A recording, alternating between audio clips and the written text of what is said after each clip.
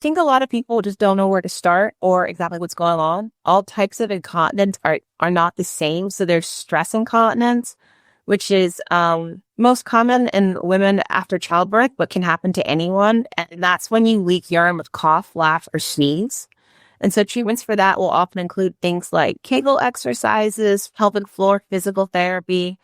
And if that's not sufficient, we can always go to things like Bulkamid or a mid-urethral sling, which they both work great. They're just both considered minimally invasive, just pros and cons based on patient preference. But for bladder overactivity, we do a lot of the same things. We do a lot of pelvic floor physical therapy, fluid management, behavioral modifications. We avoid things that are bladder irritants.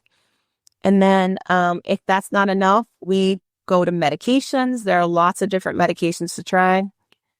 And then we can bump to third line therapies like stimulation of the nerves of the leg, Botox, or like sacral neuromodulation, which works great for a lot of people.